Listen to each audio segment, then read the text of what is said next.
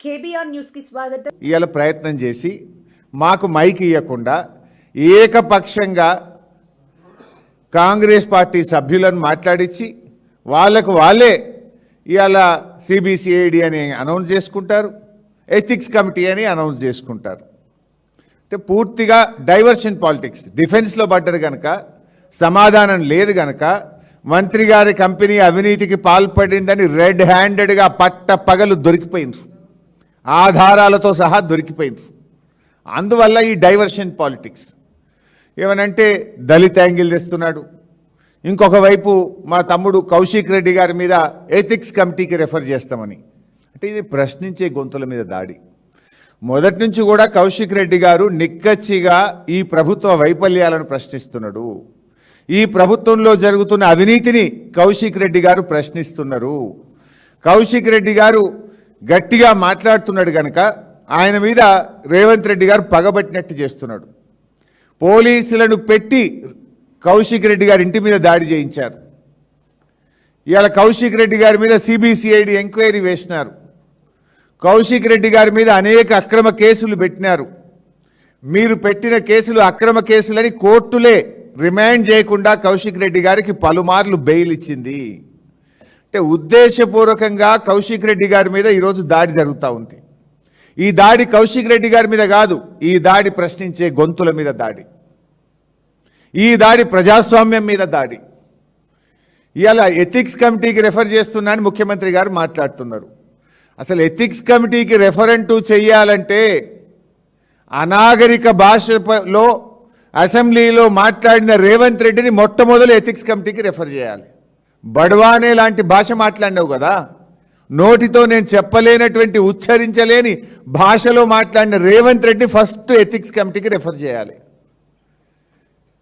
నువ్వు అసలు ఫస్ట్ శాసనసభ సభ్యత్వానికి అనర్హత వేటు వేయాల్సి వస్తే ముందు రేవంత్ రెడ్డి గారి మీద అనర్హత వేటు వేయాలి. You are the first person to expel.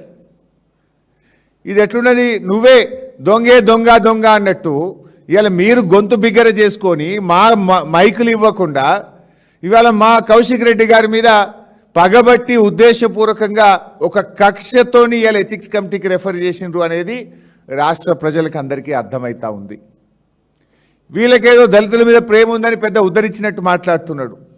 అసలు మేము కదా, గౌరవనీయులు కేసీఆర్ కదా, భారతదేశంలో ఎస్సీ ఎస్టీ ఎస్డిఎఫ్ డబ్బులు ల్యాబ్స్ కావద్దు, ఏదైనా ఒక సంవత్సరంలో ఖర్చు పెట్టకపోతే దాన్ని క్యారీ ఫార్వర్డ్ చేయాలని ఈ భారతదేశంలో చట్టం తెచ్చిన తొలి ప్రభుత్వం కేసీఆర్ గారి ప్రభుత్వం.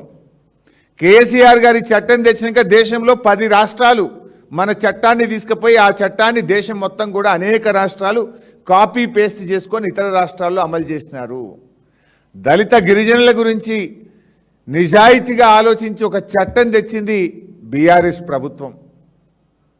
కేసీఆర్ గారు కదా ఈ దేశంలో ఎవరు ఆలోచించని విధంగా ఆలోచించి దళిత బంధు పథకాన్ని తెచ్చింది కేసీఆర్ గారు కదా. అది నువ్వేం చేసినావు రేవంత్ రెడ్డి? 2024-25 నీ ప్రభుత్వం ఏర్పడ్డ మొదటి సంవత్సరం ఎస్సీ సంక్షేమం మీద మీరు పెట్టిన ఖర్చు 1395 కోట్లు, ఓన్లీ 1395 crores.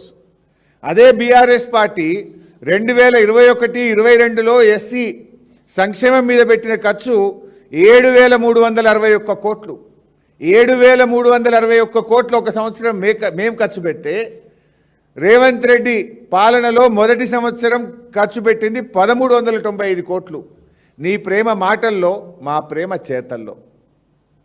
ఎస్సీ కార్పొరేషన్ మీద మీరు 3267 కోట్లు కేటాయించి ఖర్చు పెట్టింది కేవలం 28 కోట్లు. ఇదా నీ ప్రేమ దళితుల మీద? 3267 కోట్లు కేటాయించి 2.5 ఏళ్ల నీ ప్రభుత్వంలో దళితుల కార్పొరేషన్ మీద పేదలకిచ్చే సంక్షేమ పథకాల మీద నువ్వు పెట్టింది 28 కోట్లు. ఇది నీ ప్రేమ. దళిత బంధు పథకానికి ఈసారి బడ్జెట్లో 0 నిధులు కేటాయించినవు. ఇది నీ ప్రేమ. ఎస్సీ ఎస్టీ ఎస్డిఎఫ్లో 40% కూడా ఖర్చు చేయలేదు నువ్వు. నీ బడ్జెట్లో 2 సంవత్సరాలు కూడా ఖర్చు చేయలే. ఇది నీకు దళితుల మీద ఉన్న ప్రేమ. అన్నీ కాపట ప్రేమ, మొసలి కన్నీరు తప్ప ఎస్సీ ఎస్టీల మీద రేవంత్ రెడ్డికి నిజమైనటువంటి ప్రేమ లేదు. బడా బడా కాంట్రాక్టర్లకు బిల్లులు ఇచ్చినావు కానీ మా ఎస్సీ ఎస్టీ విద్యార్థులకు నువ్వు కనీసం ఫీజు రియంబర్స్మెంట్ ఇవ్వలేదు. నీ ఎస్సీ డిక్లరేషన్ ఒక్కటి